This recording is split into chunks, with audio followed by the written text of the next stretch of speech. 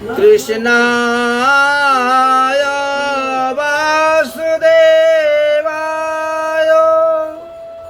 হরয়ে পরমাত্মনে প্রণত ক্লেশনাশায়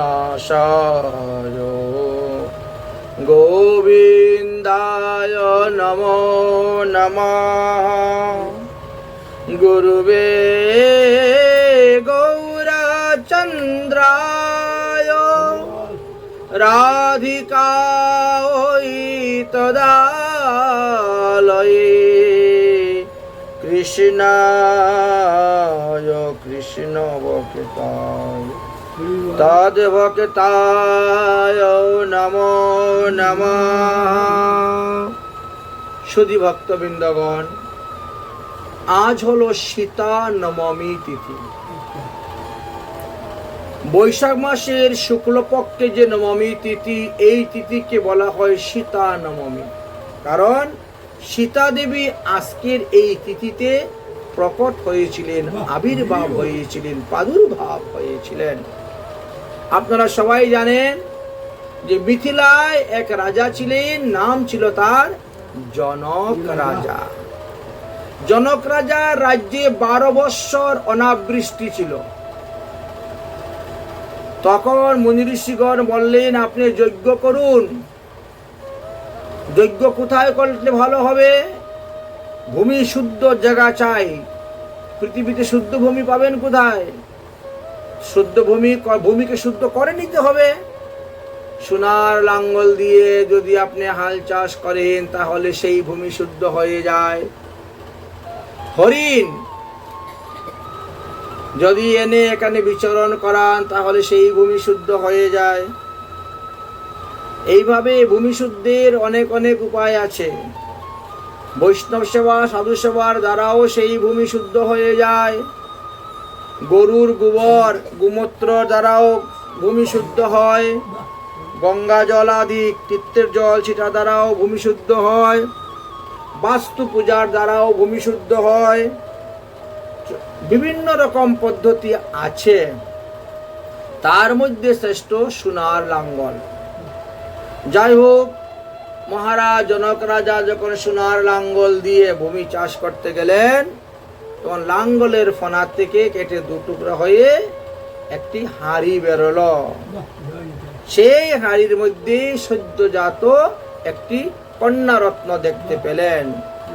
সেই কন্যারত্নকে এনে লালন পালন করে তাকে বড় করলেন। যেদিন ওই দেবীকে পেলেন, সঙ্গে সঙ্গে বৃষ্টি শুরু হয়ে গেল। সোনার লাঙ্গল যখন গিয়ে ওই কুম্ভের মধ্যে লাগলো, কুম্ভ 2 টুকরা হয়ে গেল। দেবী পেয়ে গেলেন, হাতে নিলে সঙ্গে সঙ্গে বৃষ্টি পড়া শুরু হয়ে গেল। পৃথিবী শীতল হয়ে গেল দেখে তার নাম রাখলেন সীতা। এই জন্য সীতা দেবী। আর জনক রাজা লালন পালন করে বড় করেছেন বলে তার আরেক নাম জানকী। সীতার আরেকটি নাম জানকী। এই 2 নামে অভিহিত হয়েছিলেন। তাই আজকের এই শুভ দিন, আজকের এই শুভ দিনে নিত্যানন্দ প্রভুর শক্তি অনঙ্গ মঞ্জুরি মা জাহ্নবী ঠাকুরানী দেবী আবির্ভাব হয়েছিলেন। তাই আমরা আজকে এই তিনার আবির্ভাব লীলা কথা আলোচনা করব। তো আজকে হলো আমাদের বৈশাখ মাসের 11 তারিখ, 11 বৈশাখ 1433 বঙ্গাব্দ, আর 25 এপ্রিল 2026 খ্রিস্টাব্দ, শনিবার। আজকে হলো বৈশাখ শুক্লপক্ষ নবমী তিথি। একে সীতা নবমী তিথি বলা হয়। এবার মা জাহ্নবী ঠাকুরানীর কথা বলতে গেলে আমরা প্রথমে মা জাহ্নবী ঠাকুরানীর বংশ পরিচয় নিয়ে কিঞ্চিত আলোচনা করব। শাস্ত্র সিদ্ধান্ত অনুসারে জানা যায় যে কলিযুগ পাবন অবতার শ্রী শ্রী গৌরাঙ্গ মহাপ্রভু আবির্ভাবের বহু পূর্বে নদিয়া জেলায় অবস্থিত শালিগ্রাম নামে একটি গ্রাম আছে।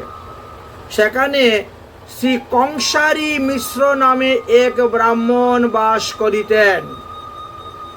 তিনার পত্নীর নাম ছিল শ্রীমতী কমলা দেবী। এই যে দম্পত্য, তাদের 6টি পুত্র সন্তান জন্ম হয়েছিল।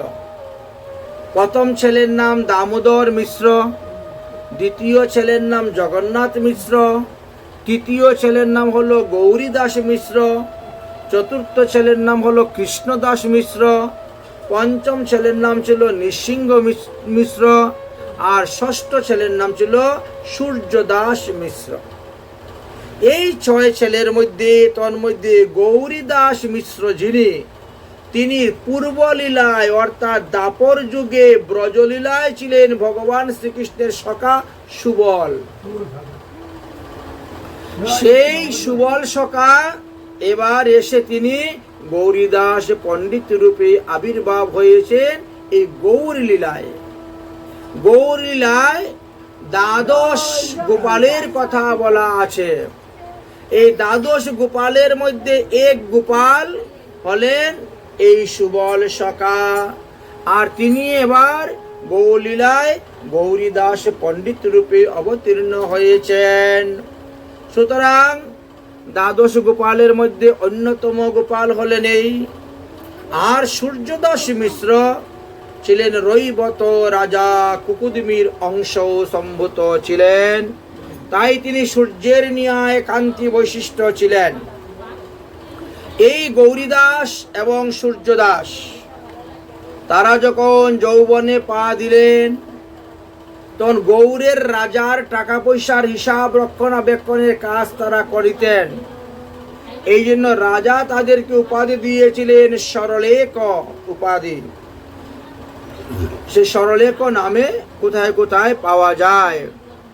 তাই কোনো কোনো গ্রন্থে সূর্যদাস সরলেখ, গৌরীদাস সরলেখ এইভাবে দেখতে পাওয়া যায় উপাধি, কিন্তু তারা মিশ্র বা তারা ব্রাহ্মণ। পরবর্তী সময়ে 2 ভাই বর্ধমান জেলার অন্তর্গত অম্বিকানগর কালনাতে গিয়ে বসত বাড়ি স্থাপন করেছিলেন। 2 ভাই বিবাহ করলেন।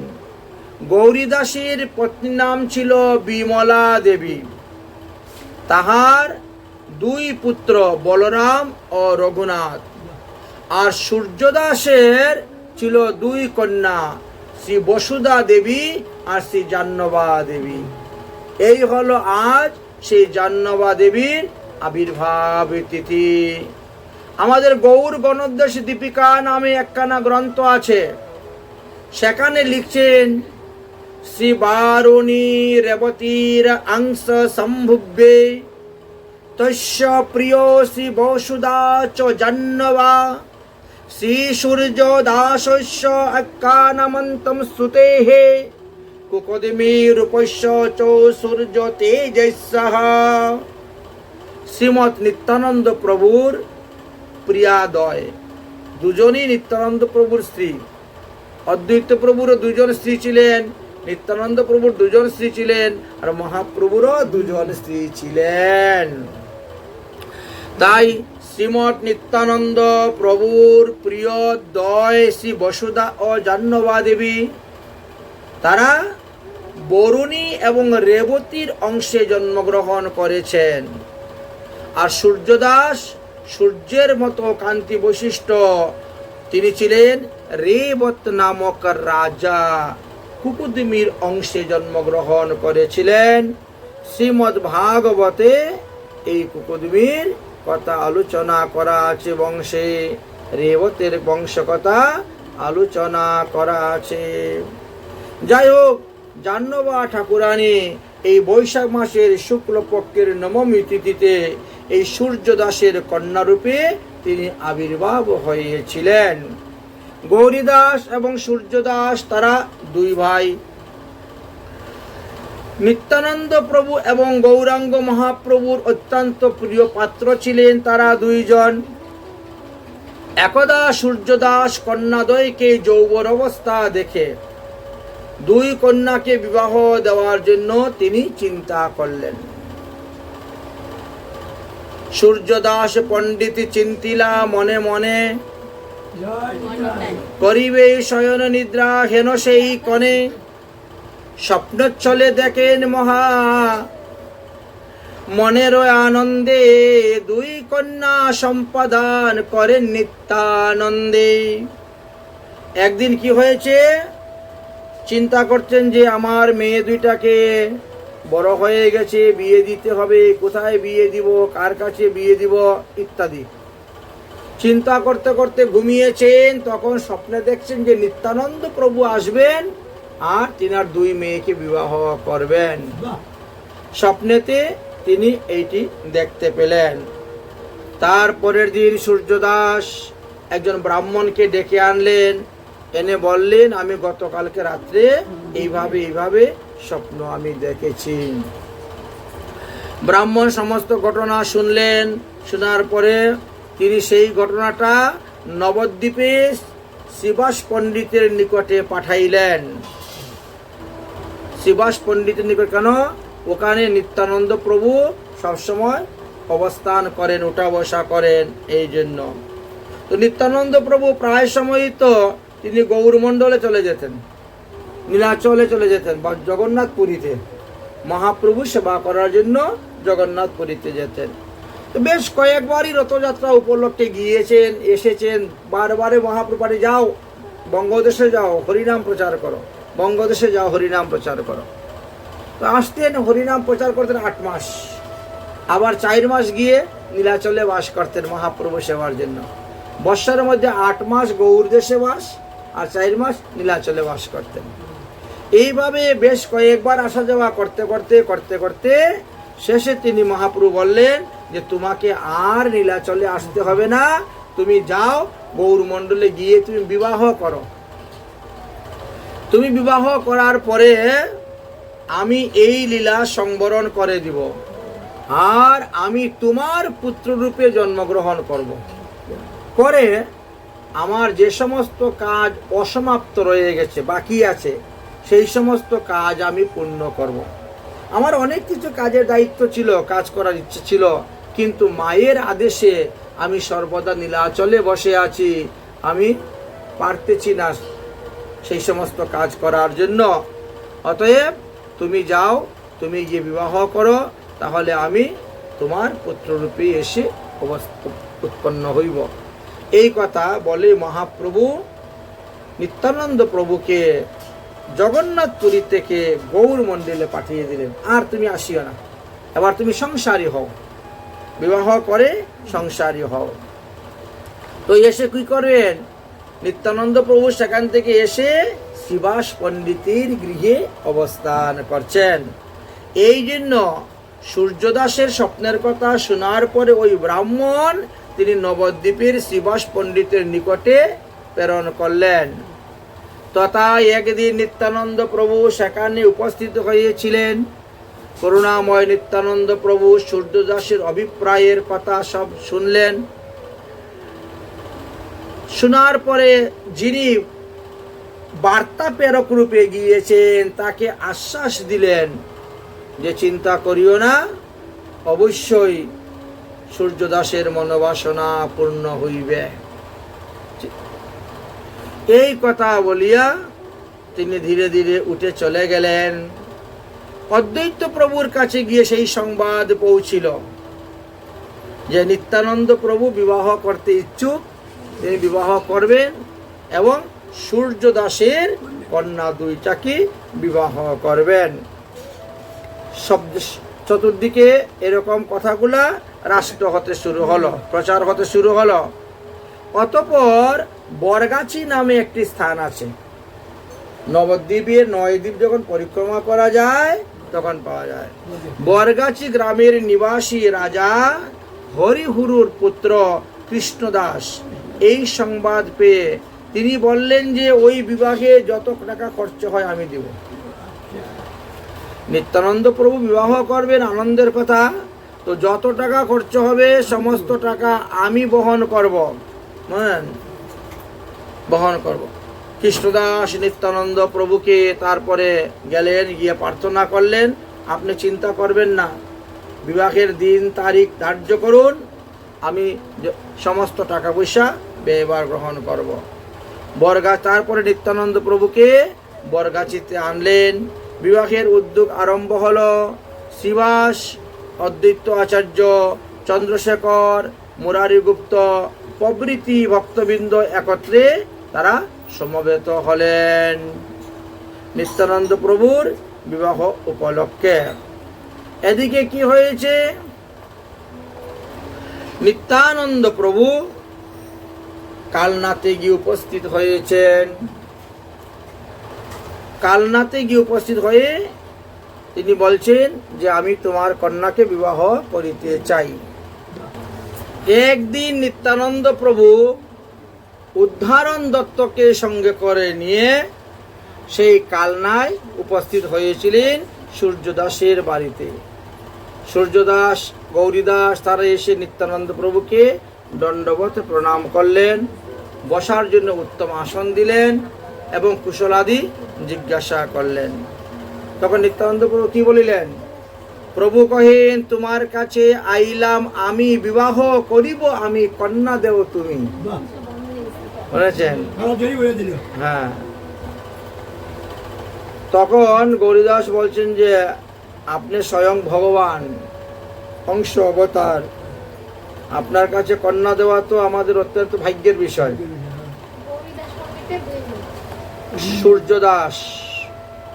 সূর্যদাস পণ্ডিতের দুই ছেলে, সূর্যদাস পণ্ডিত, গৌরীদাস পণ্ডিতের দুই ছেলে আর সূর্যদাস পণ্ডিতের দুই মেয়ে।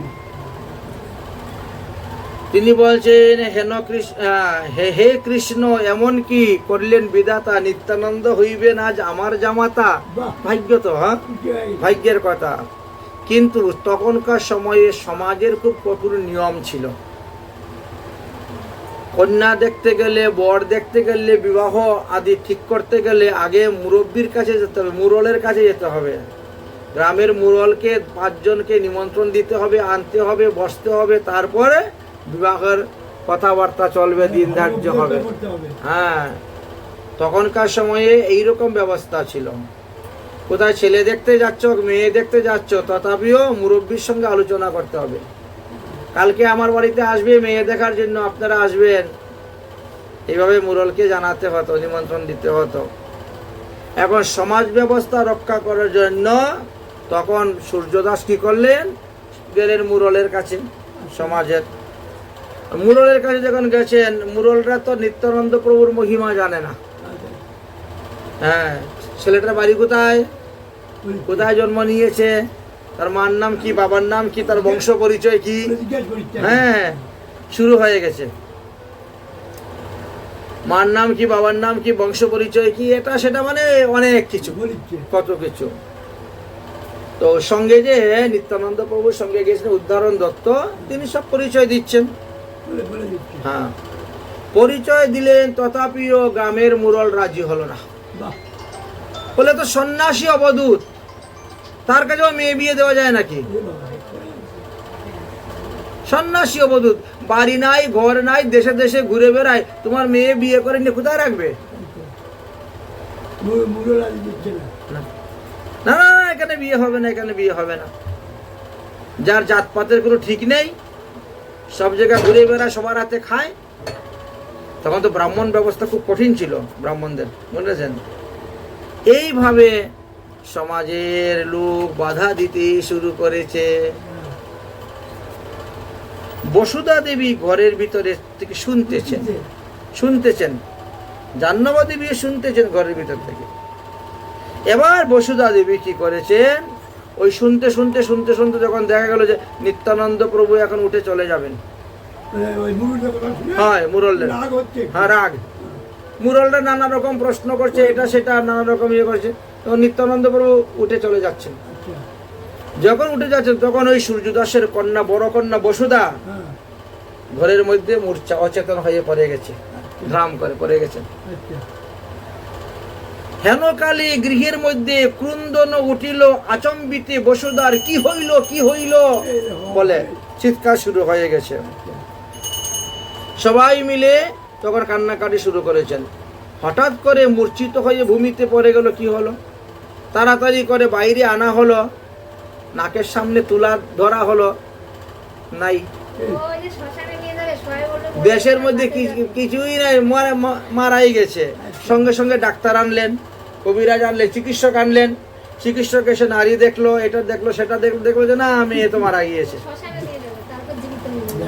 মেয়ে মারা গিয়েছে। অতএব এই মেয়ে আর কি করা যাবে।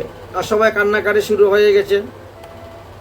কান্নাকাটি হতে হতে হতে হতে একেবারে গঙ্গার তীরে নিয়ে উপস্থিত, বুঝেছেন।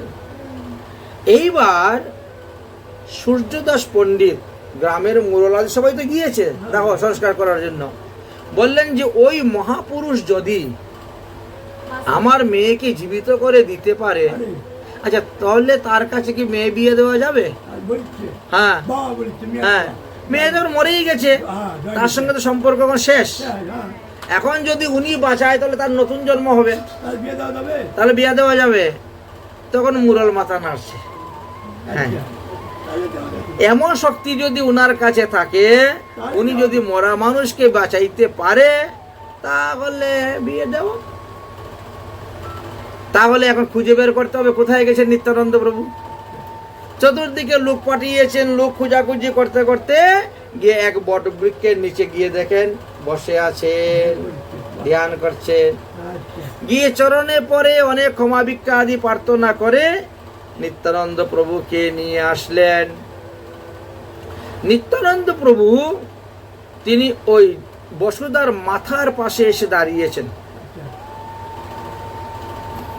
যখন মাথার পাশে দাঁড়িয়েছেন, তখন নিত্যানন্দ প্রভুর চরণের ধুলি বাতাসে উড়িয়ে নিয়ে বসুদার গায়ের মধ্যে ফেলতেছে।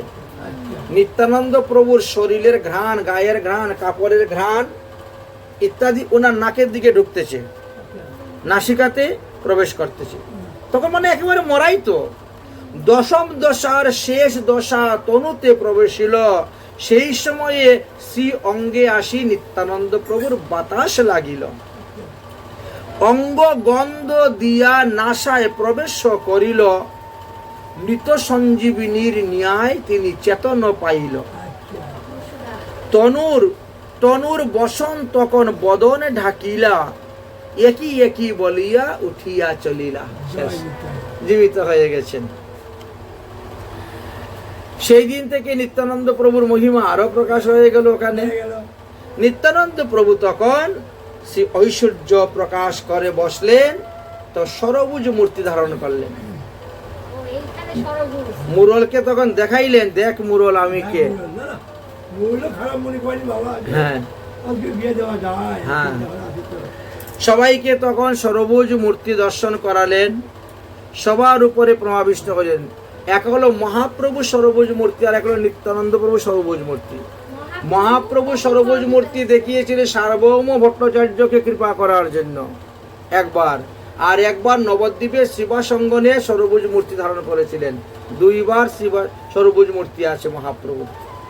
যাই হোক, আর নিত্যানন্দ প্রভু এখানে সরবুজ মূর্তি ধারণ করে দর্শন করাইলেন। যাই হোক, এবার সবাই আনন্দ সন্তুষ্ট হয়ে গেলেন। সূর্যদাস তখন বুঝতে পারলেন যে নিত্যানন্দ প্রভু স্বয়ং নারায়ণ, বিষ্ণু অবতার। বাস্তবে তো ইনি শঙ্কর্ষণ বিষ্ণু। নিত্যানন্দ প্রভু হলেন শঙ্কর্ষণ বিষ্ণু। তখন সমস্ত পণ্ডিতগণ আসলেন, বসলেন, বসে বিবাহের দিন তারিখ তিথি সব ধার্য করে নিলেন। ধার্য করানো হলো। এবার নিত্যানন্দ প্রভুর শুভ বিবাহের দিন ব্যবস্থা করা হলো। রাজপুত্র বিবাহ সম আয়োজন, বহু দেশ হইতে জড়িত হইল ব্রাহ্মণগণ। সব দিক থেকে নিমন্ত্রণ দেওয়া আনা হলো। বিবাহের পূর্ব দিবসে বিধিবিধান অনুসারে আমরা যেরকম ভাবে অধিবাস আদি করে থাকি, সেইগুলা করা হয়েছে। সূর্যদাসের বাড়িতে যেমন হয়েছে, তেমন নিত্যানন্দ প্রভু যেখানে ছিলেন সেখানেও সমস্ত করা হয়েছে।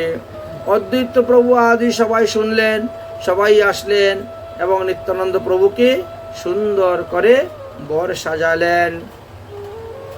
সাজিয়ে বেশ কিছুদিন সেখানে তারপর নিয়ে গেলেন। তারপর বিবাহ কার্য হলো। পুনর্কন্যা আনিয়া করিলেন সম্পাদান, পূর্বপর যাহা আছে বেদেরও বিধান। বেদবিধি অনুসারে কন্যাকে তিনি বিবাহ দিলেন নিত্যানন্দ প্রভুর হাতে। কাকে বিবাহ দিলেন?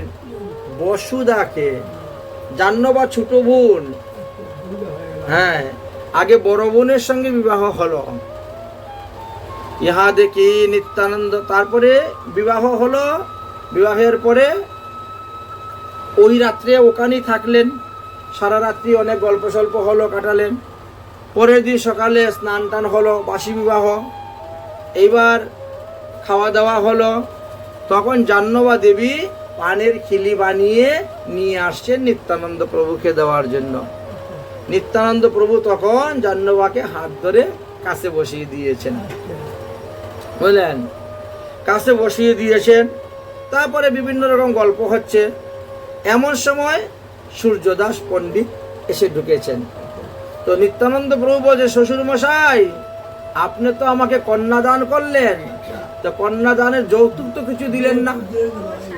তাহলে যৌতুক যখন দিলেন না, যে যৌতুকের বিনিময়ে আমি এই জাহ্নবাকে নিয়ে নিলাম, গ্রহণ করলাম যৌতুক, যৌতুক রূপে। এই জন্য বলে শালি আধা ঘরওয়ালি, তাই না? না, এটা পুরাই ঘরওয়ালি। এই তো নিত্যানন্দ প্রভু নিলেন। ইহা দেখে নিত্যানন্দ করে আকর্ষিয়া, বসাইলা জাহ্নবারে দক্ষিণে আনিয়া। বাম দিকে বসুদা বসে আছেন, আর ডাইন দিকে জাহ্নবা দেবীকে বসাইয়াছিলেন। নিত্যানন্দ প্রভু এইভাবে হাস্য পরিহাস্য করে ওই সূর্যদাস পণ্ডিতের কাছ থেকে নিয়ে নিলেন দুই কন্যা। সূর্যদাস পণ্ডিতে কহিলেন এই কথা, যৌতুক লইলাম তোমার কনিষ্ঠ দুহিতা। যৌতুক রূপে তোমার ছোট মেয়েকেও আমি গ্রহণ করে নিলাম। এইভাবে নিত্যানন্দ প্রভু বসুদা এবং জাহ্নবা দুইজনকে বিবাহ করলেন। বিবাহ করার পরে বেশ কিছুদিন তিনি ওখানেই অবস্থান করেছেন শ্বশুর বাড়িতে। এই মতো নিত্যানন্দ ইচ্ছা লীলা করে শ্রী বসুদা জাহ্নবা লইয়া সদাই বিহরে। কিছুদিন থাকলেন, থাকার পরে বললেন, আর এখন শ্বশুর বাড়ি থাকবো না, এবার আমি আমার বাড়ির দিকে রওনা হই। বাড়ির দিকে রওনা হবেন, চলছেন রাস্তা, কালনা থেকে রওনা হয়েছেন। কালনা থেকে রওনা হয়ে আসতে আসতে বর্তমানে যেটাকে আমরা খড়দাহ রেল স্টেশন বলি, বলেছেন, ওই স্থানে এসে উপস্থিত হয়েছেন। হেনমতে অম্বিকায় নিত্যানন্দ রায় অনন্ত অচিন্ত লীলা করেন সদায়। তারপরে তিনি বসুদা জাহ্নবাকে নিয়ে এবার রওনা হয়েছেন খড়দাহের দিকে। সেখানে শ্রী পুরন্দর পণ্ডিতের দেবালয় ছিল, ওই দেবালয়ে গিয়ে কয়েকদিন বাস করলেন। আচ্ছা, তারপরে ওই স্থানে এক জমিদার ছিল। জমিদারের কাছে গেলেন, গিয়ে বললেন যে দেখো, আমার একটু ভূমির দরকার, ভূমি, আমাকে একটু ভূমি দান করো। আমি ঘর বানিয়ে সংসারী হয়েছি, তো দুটো বিবাহ করেছি, হ্যাঁ, ওখানে। তো জমিদার বলছে, লোকে বলে আপনারা কি ভগবান, হ্যাঁ, তো আপনাকে আর আমরা কি ভূমি দান করব, আপনারই তো সমস্যা সাগরা পৃথিবী। তা আপনি যদি ভগবান হয়ে থাকেন, আবার লোকে বলে আপনি নারায়ণ, তো নারায়ণ তো জলের উপরে বাস করেন, নরযুক্ত আয়ন, নর না, হ্যাঁ, নারায়ণ, নর আয়ন, তো জলের উপরে নারায়ণ বাস করতেন। তো আপনি যখন নারায়ণ, তো দেখি জলের উপরে বাস করুন, তবে বুঝবো আপনি যে নারায়ণ। বলে সামনে গঙ্গা দেখাই দিচ্ছে। তো নিত্যানন্দ প্রভুর সঙ্গে অনেক কথাবার্তা হচ্ছে। কথা হতে হতে দেখে নিত্যানন্দ প্রভু কয়েকজন বৃদ্ধ বৃদ্ধ লোকেরা বসে তামাক খাচ্ছে, তামাক সেবা করছে। তো ধানের বিড়ার মধ্যে আগুন দেখেছে, ধানের খড় দিয়ে একটা বিড়ার মতো তৈরি করে ওর মধ্যে আগুন রাখে, একটু পরে ওর মধ্যে টিকি জ্বালাবে, তামাক খাবে। নিত্যানন্দ প্রভুর চোখে ওটা পড়েছে। বুন্দি বুন্দি বলে বুন্দি বুন্দি, আগে থেকে দেখছিলাম। যাই হোক, এক এক জায়গায় এক একটা নাম। তো ওইটা নিয়ে কি করেছেন, ধরে এইভাবে ঘোরাতে শুরু করেছেন। চলে উঠবে তো। হ্যাঁ, আগুন জ্বলে উঠে গেছে, ঘুরাইয়া নদীর মধ্যে ছেড়ে দিয়েছেন গঙ্গায়। যখনই গঙ্গায় ছেড়েছেন, ওখানে সঙ্গে সঙ্গে চর উঠে গেছে, চল, চর, বালুচর, আচ্ছা বালুচর উঠে গেছে। বালুচর উঠে গিয়ে একেবারে অনেকটা জায়গা বালু বালু বালু। নিত্যানন্দ প্রভু তখন সেখানে ঘর বানালেন। বাহ, এই জন্য ওই স্থানের নাম হলো খড়দাহ, খড়দহ, খড়দহ বলা হয়। ভগবানের লীলা। হ্যাঁ, কারণ গঙ্গার থেকে চর উঠেছে, ওটা তো কারো অধীনে নাই, না, এটা সরকারি হয়ে গেল। তাই সরকারি জায়গাতে থাকবো ঘর বানিয়ে। নিত্যানন্দ প্রভু এইভাবে সেখানে ঘর বানিয়েছিলেন। আচ্ছা, নিত্যানন্দ প্রভুর 6টি পুত্র সন্তান হয়েছিল, কিন্তু বসুধার ঘরে, জাহ্নবার ঘরে নয়। মা জাহ্নবা দেবীর ঘরে কোনো সন্তান হয় নাই, সন্তান হয়েছে বসুধার ঘরে। 6টি পুত্র সন্তান হলে কি হলো, অবিরাম ঠাকুরের দণ্ডবতের ফলে সব মারা গেছিল। ওটাই। 6টি, যেই একটা ছেলে জন্ম নিল, জন্ম নেওয়ার সঙ্গে সঙ্গেই অবিরাম ঠাকুর এসে উপস্থিত। প্রভু, আপনার নাকি একটা পুত্র সন্তান হয়েছে শুনলাম। হ্যাঁ, হয়েছে তো। তো যাই একটু দেখে আসি ছেলেটা কেমন। যাও দেখো। গেল, গিয়েই দেখি তুমি কে এসেছো, নিত্যানন্দ প্রভুর ছেলের রূপে, দণ্ডবত। যেই প্রণাম করলো, ছেলেটা মরে গেল। মানে কতটা শক্তি তিনার মধ্যে, তার দণ্ডবত সহ্য করতে পারতো না। ইনি এমন এমন মন্দিরও আছে, মন্দিরে যে মন্দিরে ঠাকুরের সেবা পূজা ঠিকভাবে হবে না, ওখানে কি দণ্ডবোধ করলে মন্দির ফেটে যেত, মন্দিরের দরজা বাঁকা হয়ে যেত, বিগ্রহের ঘাড় তেরা হয়ে যেত, সিংহাসন উল্টে যেত। এতটা শক্তিশালী ছিলেন তিনি। তো নিত্যানন্দ প্রভুর পুত্র মারা গেল। অবিরাম ঠাকুর, বুঝেছেন, অবিরাম ঠাকুর। তারপরে আরেক বছর, কয়েক বছর গেল, আরেকটা সন্তান হলো, আবার আসেন। ওইভাবে করতে করতে 6 বার, 6টি সন্তান মারা গিয়েছিল। সপ্তমে আসলেন গঙ্গা মাতা গোস্বামিনী। নিত্যানন্দ প্রভুর কন্যার নাম হলো গঙ্গা মাতা গোস্বামিনী। সপ্তমে আসলেন। অবিরাম ঠাকুর আবার এসেছেন, শুনলাম এবার নাকি তোমার একটা কন্যা সন্তান হয়েছে। তো দেখি কন্যাটা কোথা থেকে কে আসলো। বলে তিনি প্রণাম করতে যাচ্ছেন। বসুধা তখন ভয় পেয়ে গেছে, এই উনার প্রণামে আমার সব ছেলে মারা গেছে, এবার আমি কি করি, উপায় দিব না। নাও তো করা যাবে না, দেওয়াও যাবে না। আচ্ছা, তখন তিনি জাহ্নবার কোলে দিয়ে দিয়েছেন। জাহ্নবা নে, তুই নে, তোর কোলে রাখ। হয়, জাহ্নবা তখন গঙ্গা মাতা ঠাকুরানীকে কোলে নিয়ে বসেছেন। অবিরাম ঠাকুর এসে প্রণাম করেছেন, 7 বার প্রদক্ষিণ করেছেন, কিচ্ছু হয় নাই। বলে ঠিক আছে, এইবার ঠিক আছে, এবার যে এসেছে তার দ্বারা জগতের কাজ হইবে, মঙ্গল হইবে। তারপরে অষ্টমে আসলেন বীরচন্দ্র প্রভু। নিত্যানন্দ প্রভুর 8টি সন্তান, তার মধ্যে 6টা মারা গেল, 2টা থাকলো, এক ছেলে আর এক মেয়ে। অষ্টমে আসলেন বীরচন্দ্র প্রভু। বীরচন্দ্র প্রভুর কথা শুনে যখন তিনি আসলেন দেখার জন্য, তখনও বসুধা ওই জাহ্নবার কাছে দিয়ে দিয়েছে, নে তোর কাছে রাখ, তোর কাছে থাকায় আমার মেয়েটা বেঁচে গেছে, তোর কাছে রাখ। ছেলেটাও না। হ্যাঁ, ছেলেটাও। তখন বসুধা জাহ্নবা নিয়ে বসছেন বীরচন্দ্র প্রভুকে।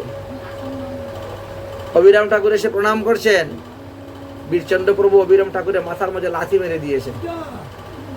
ছোট বাচ্চা যেরকম মারে লাথি, 1 বার না 2 বার না 3 বার লাথ মেরেছেন মাথার মধ্যে। লাথি খেয়ে উঠে বসে, ওরে বাবা, এ তো বিরাট বড় মহাপুরুষ, হ্যাঁ, আমার মাথার মধ্যে লাথি মেরে দিয়েছে, তো বিশাল শক্তিশালী মনেছে।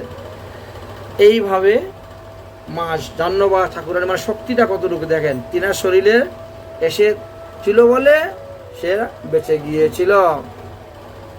যাই হোক, সূর্যদাস ঠাকুরও পরম আনন্দ।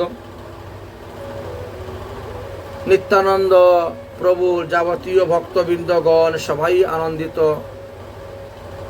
লুটাইয়া পরে নিত্যানন্দ পদতলে সূর্যদাস ভাসে দুই নয়নের জলে, দুই হাত ধরিয়া দুই চরণ দুকানি, কহিতে চাহে কিছু না ফুরে হে বাণী। মন্দ মন্দ হাসি নিত্যানন্দ প্রেমাবেশে, কৃপা করি কইলা আলিঙ্গন সূর্যদাসে। সূর্যদাস আনন্দে বিবল নিরন্তর, কে বুঝিতে পারে সূর্যদাসের অন্তর। দেখিয়া ভ্রাতার প্রেম শ্রেষ্ঠ গৌরীদাস, না ধরে ধৈর্য অতি অন্তরে উল্লাস। এইভাবে গৌরীদাস আর সূর্যদাস, তারা দুই ভাইয়ের মধ্যে খুব অন্তরঙ্গ প্রেম ছিল। শাস্ত্র, লোকশাস্ত্র মতে সূর্যদাস ভাগ্যবান, কারণ নিত্যানন্দ প্রভুকে তিনি করেছিলেন কন্যাদান, তাই তিনি বিরাট বড় ভাগ্যবান ছিলেন। অতঃপর নিত্যানন্দ প্রভু নবদ্বীপে গেলেন, শচীমাকে প্রণাম করলেন, শচীমায়ের সঙ্গে দুজনে সাক্ষাৎ করাইয়া দিলেন। বসুধা এবং জাহ্নবাকে নিয়ে আনন্দে তখন সেখানে বাস করতে শুরু করলেন। বসুধা জাহ্নবা দুহে দেখি হেতা আই মানে শচীরানী, করিলা যতেক স্নেহ কহিবার সাধ্য নাই।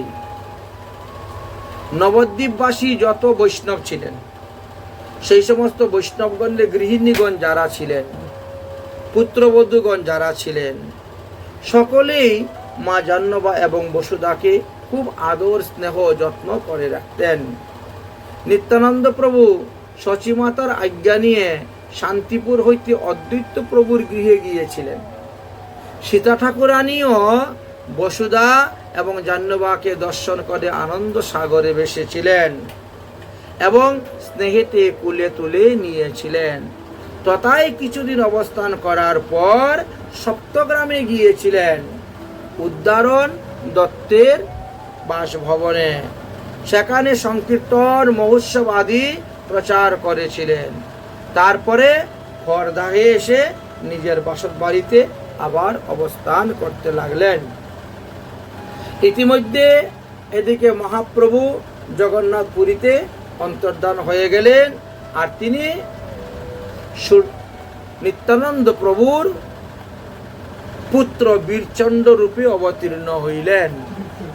অতএব বীরচন্দ্র ছিলেন মহাপ্রভুর অংশ অবতার, মহাপ্রভুর আবেশ অবতার হলেন এই বীরচন্দ্র প্রভু। বীরচন্দ্র প্রভু যখন জন্ম নিয়েছিলেন, তখন অদ্বৈত প্রভু, শ্রীবাস পণ্ডিত আদি সবাই গিয়েছিলেন দর্শন করার জন্য। বলছিলেন, যে না দেখেছ গৌর সে দেখক এইবার, বীরচন্দ্র রূপে পুনর্গৌর অবতার। গৌরাঙ্গ মহাপ্রভুই বীরচন্দ্র রূপে অবতীর্ণ হয়েছেন। যাই হোক, বীরচন্দ্র প্রভুর বয়স যখন 18 বৎসর বা 19 বৎসর হয়, তখন নিত্যানন্দ প্রভু নিত্যলীলায় চলে যান, অপ্রকট হয়ে যান। নিত্যানন্দ প্রভু অপ্রকট হওয়ার পর অদ্বৈত প্রভু, শ্রীবাস পণ্ডিত আদি সমস্ত গৌরীয় বৈষ্ণবগণ সেখানে এসে উপস্থিত হন এবং শাস্ত্রবিধি অনুসারে যা যা করার সবকিছুই তারা সেখানে অনুষ্ঠান করেন। অতঃপর বাংলাদেশ খেতুরি হইতে নরোত্তম দাস ঠাকুর মহাশয় একখানা চিঠি পাঠাইলেন যে আমি 6খানা বিগ্রহ প্রতিষ্ঠা করব, অতএব মা জাহ্নবা ঠাকুরানী আপনি আসুন, সপরিকরে সপার্ষদে আপনি আসুন বলে নিমন্ত্রণ দিয়েছিলেন। কারণ এই নরোত্তম দাস ঠাকুর মহাশয় তিনি নিত্যানন্দ প্রভুর আবেশ অবতার, আর অদ্বৈত প্রভুর আবেশ অবতার হলেন শ্যামানন্দ। তো মহাপ্রভুর আবেশ অবতার বীরচন্দ্র, নিত্যানন্দ প্রভুর আবেশ অবতার নরোত্তম দাস ঠাকুর মহাশয়, আর অদ্বৈত প্রভুর আবেশ অবতার শ্যামানন্দ প্রভু। এই তিনজন, এই তিনজনই তো শেষে অঙ্গ বঙ্গ কলিঙ্গ এই সর্ব জায়গাতে হরিনাম প্রচার করেছেন, গৌরীয় বৈষ্ণব ধারা সমস্ত গ্রন্থ আদি প্রচার করেছেন এই তিনজনেই। যাই হোক, বীরচন্দ্র প্রভু 19 বৎসর বয়স হয়ে গেছে, তাই তিনি দীক্ষা গ্রহণের জন্য চিন্তা করছেন। দীক্ষা নিব, কোথায় নিব, কার কাছে নিব, কি নিব। তো প্রথমে তিনি মা জাহ্নবী ঠাকুরানীর কাছে বলছিলেন, ওমা তুমি আমাকে দীক্ষা দিয়ে দাও। তো মা জাহ্নবী ঠাকুরানী বলছেন, এখন না, আরো কিছুদিন পরে দীক্ষা দিব, শুভ সময় শুভ মুহূর্ত দেখেই তোমাকে দীক্ষা দিব। তো আর কিছুদিন পরে, ওমা আমাকে দীক্ষা দাও। আরে দিব তো বলছি, শুভ সময় শুভ মুহূর্ত দেখে দীক্ষা দিব। দাঁড়া, একদিন একেবারে অধৈর্য হয়ে গেছে, মানে এখনই দীক্ষা নিব। হ্যাঁ, মাকে বলি, মা তো দীক্ষা দেয় না, তাহলে আমি অদ্বৈত প্রভুর কাছে দীক্ষা নিতে চলে যাব। এই চিন্তা করে, এই মনস্থির করে বীরচন্দ্র প্রভু নৌকায় উঠেছেন, যাবেন অদ্বৈত প্রভুর কাছে দীক্ষা নেওয়ার জন্য। নৌকার মধ্যে আবার সংকীর্তন চলছে, কীর্তন, ফুল করতাল ঢাক ডুল বাজিয়ে কীর্তন করে রওনা হচ্ছেন। এদিকে মা জাহ্নবী ঠাকুরানী তো বসে আছেন ধ্যান নেত্রে দ্বারা। তখন তিনি দেখতে পেলেন, আরে আমার ছেলে চলে যাচ্ছে অদ্বৈত প্রভুর কাছে দীক্ষা নিতে। তোর বংশীবদন নামে একজন লোক ছিল তাদের কাছে, বাড়িতে কাজকর্ম করতে। আরে বংশীবদন, যা যা যা বীরচন্দ্রকে ডেকে নিয়ে আয়, তাকে এখন দীক্ষা দিব আমি।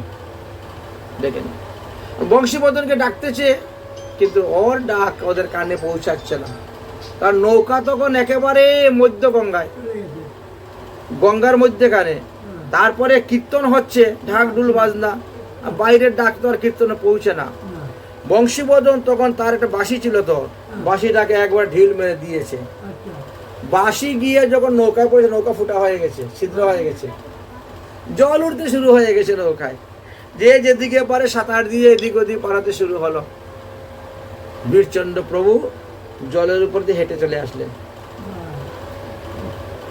জলের উপর দিয়ে হেঁটে চলে এসেছেন, এসে বলে, এই তুমি এইভাবে ঢিল মারে আমার নৌকা নষ্ট করলে কেন? বলে, আমি এতক্ষণ ধরে ডাকতেছি, তোমরা শুনতে পাচ্ছ না? মা জাহ্নবী ঠাকুরানী বলছেন আজকে তোমাকে দীক্ষা দিবেন, যাও দীক্ষা গ্রহণ করো। আনন্দে বিভোর হয়ে এবার তিনি দীক্ষা গ্রহণ করার জন্য গেলেন। তো দীক্ষা গ্রহণ করতে গিয়েছেন, গিয়ে দেখেন মা জাহ্নবী ঠাকুরানী বসে হ্যাঁ মালা জপ করতেছেন, আন্নিক মন্ত্র জপ করতেছেন।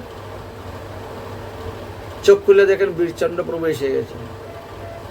তো আগেরকার দিনের মায়েরা নিজের পেটের ছেলেকে দেখলো মাথায় কাপড় দিত, বলেছেন। যুবক ছেলে এসেছে, ছেলে বড় হয়ে গেছে, হ্যাঁ, যুবক ছেলে আসলেও ছেলেকে দেখলো মাথায় কাপড় দিত। এখন 2 হাত তো সংখ্যা নামে জপ, তাহলে মাথায় কাপড়টা দিবে কেমন করে? তখনই এই স্থান থেকে আরো 2টা হাত বেরিয়ে গেল, আরো 2টা হাত বেরিয়ে গেল। ওই 2 হাত দিয়ে তিনি মাথায় ঘুমটা টেনে দিয়েছেন। এই দৃশ্য দেখে বীরচন্দ্র প্রভু তো সর্বনাশ, আমার মা তো কোনো সাধারণ ব্যক্তি নয়, 4 হাত হয়েছে মা, তাহলে তিনি নিশ্চয়ই কোনো দেবী, স্বর্গের কোনো দেবী, বৈকুণ্ঠের কোনো দেবী। আর না হলে 4 হাত কি এটা সম্ভব? হ্যাঁ, না। এই জন্য তিনি আরো রুচি বেড়ে গেল, শ্রদ্ধা বেড়ে গেল। আর তখন তিনি দণ্ডবত প্রণাম করে ক্ষমা প্রার্থনা করে তিনি বসে গেলেন। তখন কে দীক্ষা গ্রহণ করলেন। মা জাহ্নবী ঠাকুরানী তিনাকে দীক্ষা দিলেন। দীক্ষা দেওয়ার পরে মা জাহ্নবী ঠাকুরানী এবার বৃন্দাবন পরিক্রমা করার জন্য আসবেন। গৌরমণ্ডল পরিক্রমা এবং নবদ্বীপ পরিক্রমা করে বৃন্দাবন পরিক্রমার পরিকল্পনা নিয়েছেন। বীরচন্দ্র প্রভু বললেন যে আমার মা যদি এবার বৃন্দাবন যায় তাহলে আর ফিরে আসবে না, অতএব আমি মায়ের সঙ্গে যাব।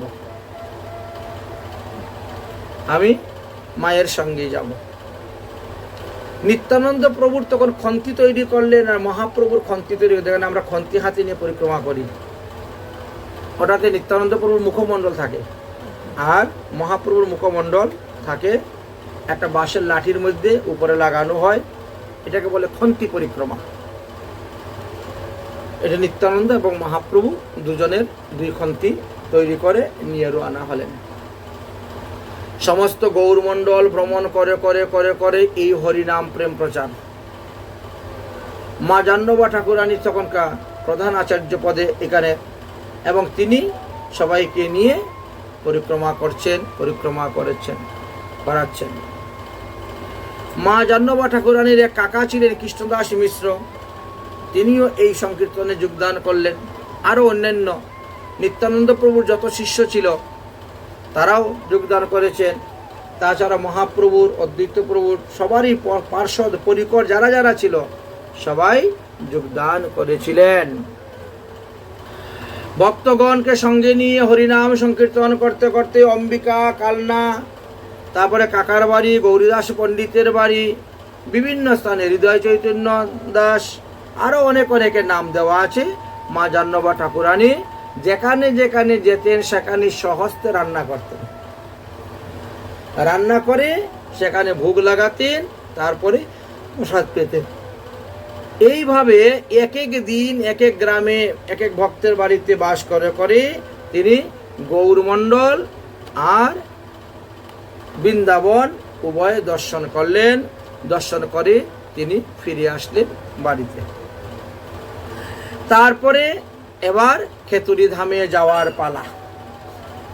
খেতুরি ধামে যাওয়ার জন্য সিদ্ধান্ত করলেন, নিমন্ত্রণ তো আগের থেকে দেওয়া হয়ে গেছে, 1 বছর আগের থেকেই, অমুক দিন বিগ্রহ প্রতিষ্ঠা হবে। তো বিগ্রহ প্রতিষ্ঠার যে অধিবাস, ওই অধিবাসের দিন সকালে গিয়ে উঠেছেন খেতুরি ধামে। সঙ্গে শ্যামানন্দ প্রভু শ্রীনিবাস আচার্যকে নিয়েছেন, আর মা জাহ্নবী ঠাকুরানীর অনুগত যারা ছিল সবাইকে নিয়ে গিয়েছেন। সেখানে গিয়ে উপস্থিত হয়েছেন। তিথিটা ছিল ফাল্গুন মাস, ফাল্গুন শুক্লপক্ষের চতুর্দশী দিবসে সকালবেলা খেতুরি গ্রামে গিয়ে উপস্থিত হয়েছিলেন। সংবাদ গিয়ে পৌঁছিল রাজা সন্তোষ দত্তের কাছে। সন্তোষ দত্ত ছিলেন এই নরোত্তম দাস ঠাকুর মহাশয়ের জ্যেঠাতো ভাই। তখন সন্তোষ দত্ত রাজা ছিলেন, বুঝেছেন, জ্যেঠাতো ভাই ছিলেন। যাই হোক, সমস্ত বৈষ্ণবগণ পদব্রজে সেখানে গিয়ে উপস্থিত হয়েছেন। সংবাদ পেয়ে সবাই আসলেন, পাদ্যার্ঘ অর্পণ, মাল্যচন্দনাদি অর্পণ করে সবাইকে আনন্দের সহিত নিয়ে গেলেন। শ্যামানন্দ প্রভু, শ্রীনিবাস আচার্য, নরোত্তম দাস ঠাকুর, এরা তো আগের থেকেই একে অন্যের পরিচয়, মানে একসঙ্গে বৃন্দাবনে থেকেছেন, লেখাপড়া করেছেন গোস্বামীর কাছের পাশে। তারপরে 3 জন 3 দিকে চলে গেলেন ধর্ম প্রচার করার জন্য। আজ এত বছর পরে আবার 3 জন এক জায়গাতে হয়েছেন, তাই তাদের বিশেষ আনন্দ মনেছেন। একে অন্যকে পরস্পর প্রেমালিঙ্গন করতে লাগিলেন। চতুর্দিকে মহা আনন্দে কোলাহল হইতে শুরু হলো। রাজা সন্তোষ দত্ত জাহ্নবী মাতার জন্য এবং আগত সমস্ত বৈষ্ণবগণের জন্য থাকা খাওয়ার সুবন্দোবস্ত করে দিলেন, প্রসাদের ব্যবস্থা আদি সব করে দিলেন। রাজা সন্তোষ দত্তর সেবার পরিপাটি দেখে সবাই সন্তুষ্ট হয়েছিলেন, সুখী হয়েছিলেন, খুশি হয়েছিলেন সবাই। যাই হোক, তারপরের দিন শ্রী গৌর পূর্ণিমার শুভ আবির্ভাব তিথি উপলক্ষে নতুন মন্দিরে অর্থাৎ নরোত্তম দাস ঠাকুর মহাশয়ের শ্রীপাঠে 6টি বিগ্রহ স্থাপন করা হবে। আগের দিন অধিবাস দেওয়া হয়েছে, পরের দিন কীর্তন চলতেছে। সমস্ত কাজের দায়িত্ব মা জাহ্নবী মাতার উপরে। মা জাহ্নবী ঠাকুরানী যেভাবে আদেশ করতেছেন সেভাবে কাজ হচ্ছে। তিনার অনুগতে থেকে সবাই কাজ করতেছেন। এমনকি সেখানে খণ্ডবাসী রঘুনন্দনও গিয়েছিলেন। শুভ অধিবাস আরম্ভ হয়েছিল। খেতুরি গ্রামে আনন্দে পরিপূর্ণ হয়েছিল। মধ্যসভায় মা জাহ্নবী ঠাকুরানীকে বসিয়েছিলেন। এইভাবে মা জাহ্নবী ঠাকুরানীর সেবা করেছিলেন। শ্রী জাহ্নবী ঈশ্বরী পরমহর্ষ হইয়া প্রাতকালে করিলেন স্নান আহ্নিক ক্রিয়া, পরম মহোৎসব কইলা সম্পূর্ণ রন্ধন, অন্ন ব্যঞ্জন আদি যত যায় বর্ণন। বসিয়া মহোৎসব দিবে প্রসাদ মহন্তগণে নিজের হাতে পরিবেশন করতেন। এই বিগ্রহ প্রতিষ্ঠার দায়িত্ব, অধিবাসের দায়িত্ব, এই সব কিছু শ্রীনিবাস আচার্যের উপরে ছিল।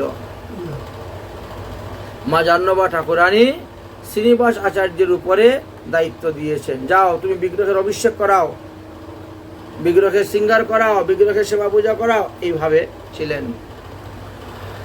যাই হোক, মা জাহ্নবী ঠাকুরানীর সঙ্গে যত মহান্তগণ গিয়েছিলেন, যত বৈষ্ণবগণ গিয়েছিলেন, নরোত্তম দাস ঠাকুরের জ্যাঠাতো ভাই রাজা সন্তোষ দত্তের সেবাতে সবাই সন্তুষ্ট হয়েছিলেন। সে যেমন খাওয়া দাওয়া, তেমন কাপড় চোপড়, তেমন দান দক্ষিণা, তেমন সব কিছু করেছিলেন। মা জাহ্নবী ঠাকুরানী শ্রীনিবাস আচার্য, নরোত্তম দাস ঠাকুর, শ্যামানন্দ প্রভৃতি বৈষ্ণবদেরকে সেখানে রাখলেন, প্রবোধ দিলেন। শেষে 6 বিগ্রহ স্থাপন করার পর এবার সবার কাছ থেকে বিদায় নিলেন।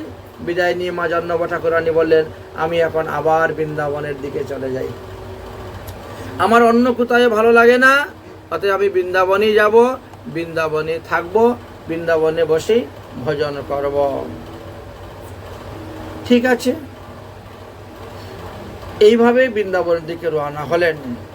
ইহ শ্রী গোপাল ভট্ট গৌর প্রেমময়, প্রভু ভূগর্ভ লোকনাথ গুণালয়, কৃষ্ণদাস ব্রহ্মচারী, কৃষ্ণদাস পণ্ডিত, মধু পণ্ডিত, ইহ শ্রী জীব বিদিত, এই সকল নাম ক্রিয়া জানাইয়া শুনি ঈশ্বরী মাতা আনন্দ বাড়িলা। কত কত বৈষ্ণব মা জাহ্নবী ঠাকুরানীর সঙ্গে সর্বদা ভ্রমণ করতেন, যেদিকে যেতেন, যার বাড়ি যেতেন, যাই হোক সবাইকে নিয়ে তিনি তীর্থ ভ্রমণ করতে করতে শ্রীধাম বৃন্দাবনে গিয়ে পৌঁছিলেন। বৃন্দাবনের সপ্ত দেবালয় দর্শন করলেন, পঞ্চকোশী পরিক্রমা করলেন, তারপরে গিরিরাজ গোবর্ধন পরিক্রমা করলেন, রাধাকুণ্ড শ্যামকুণ্ডে আসলেন, ওখানে স্নান করলেন, বসলেন, ভজন করলেন, বিশ্রাম করলেন, তারপরে 84 কোশ ব্রজমণ্ডল পরিক্রমা করতে বেরিয়ে গেলেন। একদম পদব্রজে 84 কোশ ব্রজমণ্ডল পায়ে হেঁটে পরিক্রমা শুরু করলেন। এক এক গ্রামেতে এক এক দিন বাস, বললেন তো ব্রজমণ্ডলে 364টা গ্রাম আছে, এই প্রতিটি গ্রামে বাস করতেন। জন্মস্থান একচক্রা গ্রামে গিয়ে উপনীত হইলেন। এইভাবে এক এক স্থান সব দর্শন করেছেন। যদ্যপিও নানা স্থান ভ্রমণ করলেন, করতে করতে করতে করতে গিয়ে তিনি উপস্থিত হলেন কাম্যবনে। কাম্যবনে গিয়েছেন, গিয়ে উপস্থিত হয়েছেন এবার সেই গোপীনাথকে দর্শন করার জন্য। কাম্যবনে শ্রী গোপীনাথের বিগ্রহ আছে, সেই গোপীনাথকে দর্শন করার জন্য তিনি গিয়েছেন। তখন পূজারী বলছেন, ওমা আপনি নিজের হাতে রান্না করে আসি গোপীনাথকে ভোগ দিন। মা জাহ্নবী ঠাকুরানী নিজের হাতে রান্না করে গোপীনাথকে ভোগ দিয়েছেন, দিয়ে বেরিয়ে এসেছেন। কিছুক্ষণ পরে গিয়ে আচমন দিবেন, দিয়ে পান তাম্বুল অর্পণ করবেন। গিয়ে পান তাম্বুল নিয়ে গেছেন, গোপীনাথকে অর্পণ করবেন। গোপীনাথ বিগ্রহ থেকে প্রকট হয়ে জাহ্নবী ঠাকুরানী হাত ধরে নিয়ে ডাইন দিকে বসিয়ে দিয়েছেন। দরজা বন্ধ, মা জাহ্নবী ঠাকুরানী তো বেরিয়ে আসছেন না। কি ব্যাপার, বেরিয়ে আসছেন না কেন? কখনো ভোগারতি কীর্তন হবে, বেরোচ্ছেন না, আর নেই। দরজা খোলা হলো, দরজা খুলে আর পাওয়া গেল না, দেখা গেল একটা মূর্তি। ওখানে তো রাধা গোপীনাথ ছিলেন, গোপীনাথের বাম দিকে রাধা রানী, ডাইন দিকে এই মূর্তি কোথা থেকে আসলো? এটা জাহ্নবী ঠাকুরানীর। তাই সারা বিশ্ব ব্রহ্মাণ্ডে যেখানে আপনি দেখবেন রাধা গোপীনাথ যেখানে মূর্তি আছে, গোপীনাথের ডাইন দিকে মা জাহ্নবী ঠাকুরানীর মূর্তি আছে। মা জাহ্নবী ঠাকুরানী সেখানে অবস্থান ভগবান টান দিন। তাহলে দেখেন এই শরীরে পঞ্চভৌতিক দেহ নিয়ে তিনি মূর্তি হয়ে গেলেন, মূর্তিরূপে প্রকট হয়ে গেছিলেন। এই হলো আজকে সেই জাহ্নবী ঠাকুরানীর আবির্ভাব তিথি। অভিন্ন নিত্যানন্দ স্বরূপিণী ছিলেন শ্রী মা জাহ্নবী ঠাকুরানী। এই কথা সর্বশাস্ত্রে বর্ণন করে গিয়েছেন। অর্থাৎ তিনি হলেন নিত্যানন্দ প্রভুর শক্তি। শ্রী অনঙ্গ মঞ্জুরি হলেন নিত্যানন্দ প্রভুর শক্তি। তাহলে গোপীনাথেতে তিনি ওখানে লীন হয়ে গিয়েছিলেন। তদবধি সর্বত্র গোপীনাথজির বাম পাশে রাধারানী আর ডাইন পাশে মা জাহ্নবী ঠাকুরানী অবস্থান করেন। সেই জাহ্নবী ঠাকুরানী দেখবেন আমাদের গুরু পরম্পরার মাঝে দেখবেন লেখা আছে, দেবগুরু শ্রীকৃষ্ণ চৈতন্য গৌরাঙ্গ মহাপ্রভু, শ্রীমৎ নিত্যানন্দ প্রভু এবং জাহ্নবী ঠাকুরানী উভয়ে মিলিত তনু হলেন অনঙ্গ মঞ্জুরি। হ্যাঁ, অতএব নিত্যানন্দ প্রভুর শক্তি হলেন মা জাহ্নবী ঠাকুরানী। বুঝেছেন? তো তিনার কৃপা ছাড়া আমরা নিত্যানন্দ প্রভুর কৃপা পাবো না। আমরা যারা নিত্যানন্দ পরিবারের তারা তো অবশ্যই জানতে হবে। তাহলে এই ভবার্ণব থেকে উদ্ধার করার জন্য মা জাহ্নবী ঠাকুরানী, নিত্যানন্দ প্রভু বা মহাপ্রভু পার্ষদগণ আমাদের উপরে সর্বদা কৃপা বর্ষণ করতেছেন, তবেই তো আমরা পারবো।